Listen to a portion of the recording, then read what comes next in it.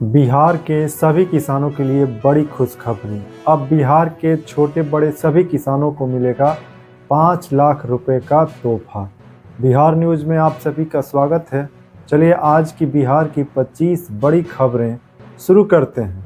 उसके साथ साथ देश दुनिया की भी बड़ी खबरें आज हम लोग जानेंगे, जिसमें खेल, रोजगार, व्यापार, राजनीति की खबरें शामिल होगी।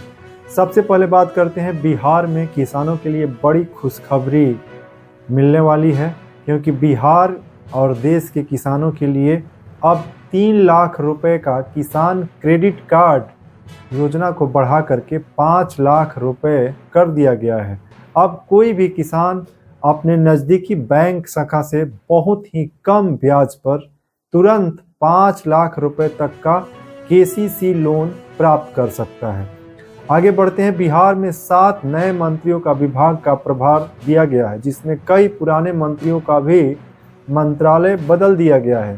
संजय सारंगी को भूमि सुधार एवं राजस्व विभाग का प्रभार दिया गया है। इससे पहले भूमि सुधार एवं राजस्व विभाग के मंत्री बिहार के भाजपा प्रदेश अध्यक्ष दिलीप जायसवाल थे। नगर विकास एवं आवास विभाग का प्रभार जीवेश मिश्रा को दिया गया है। वहीं वन एवं पर्यावरण विभाग का प्रभार सुनील कुमार को दिया गया है। पर्यटन मंत्रालय का प्रभार राजू सिंह को दिया गया है।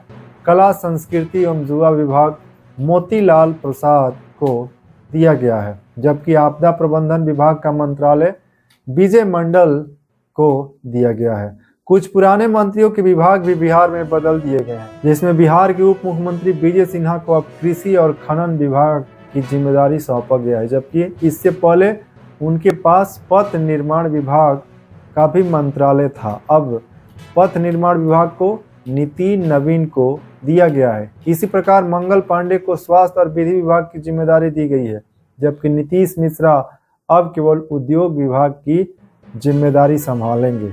2025 विधानसभा चुनाव को देखते हुए यह मंत्रिमंडल विस्तार किया गया है। राजनीतिक जानकारों का कहना है कि भाजपा और जदयू के बीच आपसी संतुलन बनाए रखने के लिए यह बदलाव किया गया है। इस बदलाव से बिहार की राजनीति में नए समीकरण साधने की कोशिश की जाएगी। अब आगे नए मंत्रियों की विभाग की जिम्मेदारी मिलने के बाद किस प्रकार से बिहार के विकास में ये लोग योगदान देते हैं, उनकी कामकाज की रूपरेखा आगे तय की जाएगी। बिहार में सेपक टाकरा विश्व कप 2025 का आयोजन होने वाला है, जिसका शुभकर एवं लोगों का अनावरण बिहार के मुख्यमंत्री नीतीश कुमार के द्वारा किया गया।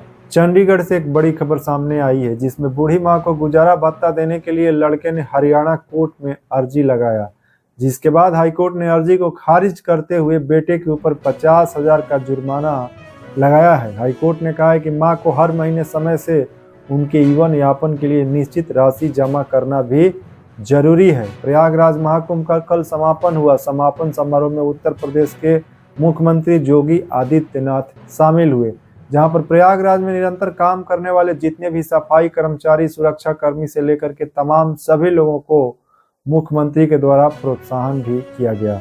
मुख्यमंत्री के साथ में सभी सफाई कर्मचारी बैठकर एक साथ भोजन भी किए।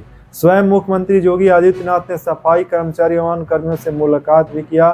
उसके साथ साथ सफाई कर्मचारियों के लिए 10,000 रुपये बोनस देने का भी घोषणा किया।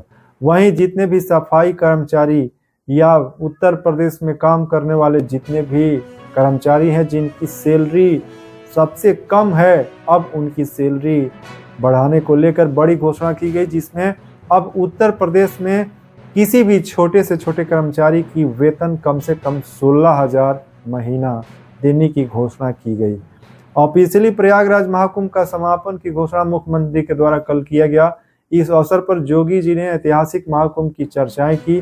देश दुनिया से आए सभी श्रद्धालुओं ने भी महा रिकॉर्ड बनाया है। 2025 महाकुंभ में लगभग देश की आधी आबादी प्रयागराज में डुबकी लगाने के लिए पहुंची।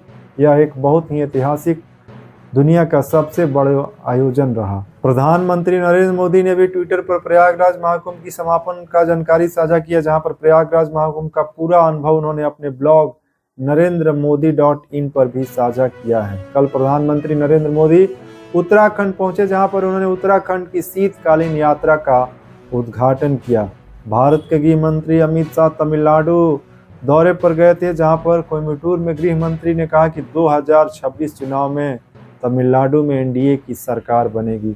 असम के मोरीगांव में कल 2:25 के आसपास भूकंप का झटका महसूस किया गया, जिसकी तीव्रता 5.0 बताई गई। बिहार में आगे बढ़ते हैं। बिहार में दिलीप जायसवाल की प्रदेश अध्यक्ष की पूर्ण रूप से ताजपोशी 4 मार्च को होगी। अभी दिलीप जायसवाल पुरानी कमेटी जो था उसके समय के तत्कालीन प्रदेश अध्यक्ष सम्राट चौधरी के बनाए गए कमेटी के साथ ही काम कर रहे थे। बिहार के आंगनबाड़ी के बच्चों की पोशाक तैयार करेंगे जीविका दीदी। बिहार आपदा प्रबंधन विभाग के अनुसार बाढ़ के दृष्टिकोण से 164 स्थलों को संवेदनशील बताया गया है और इनको दुरुस्त करने की जिम्मेदारी जल संसाधन विभाग को दी गई है। बिहार में कुल 39 रेलवे ऊपरी पुल बनाए जाएंगे, जिसकी पूरी आरओबी केंद्र सरकार को प्रस्ताव के रूप में भेजा गया है। दिल्ली विधानसभा में सीएजी रिपोर्ट पेश करने के बाद से पक्ष और विपक्ष में काफी तीखी आलोचना हो रही है। आम आदमी पार्टी का कहना है कि ये सारे रिपोर्ट गलत है। हंगामा करने के कारण दिल्ली के विपक्ष के 21 विधायकों को 3 दिन के लिए निलंबित किया गया है, जिसके बाद दिल्ली के विपक्ष के नेता आतिशी विधानसभा में अंदर जाने का प्रयास की, जहां पर उनको गार्ड के द्वारा रोक दिया गया, जिस पर वे राष्ट्रपति के यहाँ मिलने का समय मांग रही है।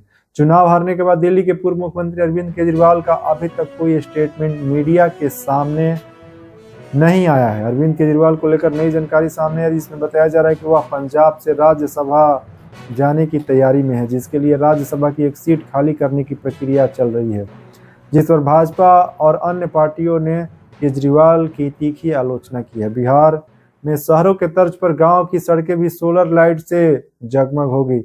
इंटर की उत्तर पुस्तिकाओं का मूल्यांकन आज से शुरू। मूल्यांकन का कार्य 8 मार्च तक चलेगा। पटना जिले में इंटर की कॉपियों की जांच करने के लिए 7 मूल्यांकन केंद्र बनाए गए। वहीं बिहार राज्य में 100 से अधिक केंद्रों पर 12वीं परीक्षा की कॉपी की जांच की जाएगी।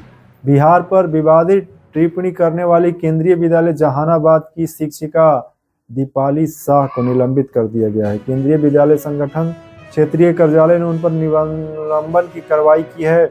बताते चले कि शिक्षिका दीपाली बिहार के बारे में अपमानजनक टिप्पणी करते हुए वीडियो बनाकर सोशल मीडिया पर वायरल की थी, जिसके बाद वीडियो संज्ञान में आने के बाद निलंबन का आदेश जारी किया गया है।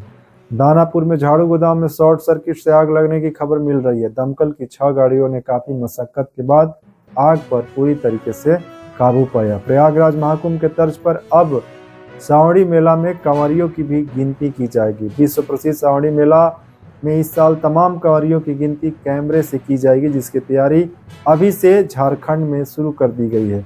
महाकुंभ के पैटर्न को सीखने के लिए अगले महीने झारखंड से एक ग्राउंड असेसमेंट टीम प्रयागराज जाएगी, जहां पर वे तकनीकी जानकारी लेगी। तकनीक सीखने के बाद सबसे पहले इस तकनीक का उपयोग शहरों में किया जाएगा, जहां पर सामान्य दिन में आने वाले लोगों को डमी के रूप में काउंटिंग की जाएगी। उसके बाद सफलतापूर्वक काउंटिंग होने के बाद इसे जुलाई अगस्त में सावड़ी मेला सुल्तानगंज से देवघर के बीच में इसका उपयोग किया जाएगा। यूपीआई लाइट खाते से रकम निकासी की जा सकती है। भारतीय राष्ट्रीय भुगतान निगम एनपीआई ने यूपीआई का इस्तेमाल करने वाले लोगों को बड़ी राहत दी है। अब आप अपनी यूपीआई लाइट वॉलेट में जमा रकम को आसानी से निकाल सकते हैं। यह सुविधा 31 मार्च तक शुरू हो जाएगी। एनपीआई ने इसके लिए सभी भुगतान सेवा प्रदाता बैंकों और उन कंपनियों को निर्देश जारी किए हैं। ऑनलाइन गेमिंग के लिए देश में एक नया कानून लाने की तैयारी चल रही है। केंद्र सरकार ऑनलाइन गेमिंग के क्षेत्र में बड़ा बदलाव करने जा रही है, जिसके तहत देश की ऑनलाइन गेमिंग कंपनियों को एकल नियामक ढांचे के अंतर्गत लाने की योजना तैयार की जा रही है, जिससे विभिन्न राज्यों में लागू अलग अलग कानून को समाप्त किया जा सके। आईसीसी एक दिवसीय बल्लेबाजी रैंकिंग में भारत के शुभम गिल नंबर 1 रैंकिंग पर बने हुए हैं। चैंपियंस ट्रॉफी में पाक और बांग्लादेश को अपने हार बचाने की सबसे बड़ी चुनौती है। भारतीय क्रिकेट टीम से जुड़े गेंदबाजी कोच मानी मरकुल कुछ समय पहले कुछ इमरजेंसी के कारण वे अपने स्वदेश लौट गए थे। तो आज बिहार न्यूज में हम आपके साथ बिहार की 25 बड़ी खबरें साझा किए हैं, जिसमें देश दुनिया की भी बाकी जो बड़ी खबरें हैं उसकी भी जानकारी आप लोगों के साथ शेयर किए हैं। तो बिहार न्यूज में आज बस इतना ही। आज 28 फरवरी 2025 की बिहार न्यूज की सबसे बड़ी खबरें आपको कैसी लगी कमेंट बॉक्स में जरूर लिखिएगा, और चैनल पर आप नए हैं तो सब्सक्राइब कर लीजिएगा और देखते रहिए बिहार की बड़ी खबरें।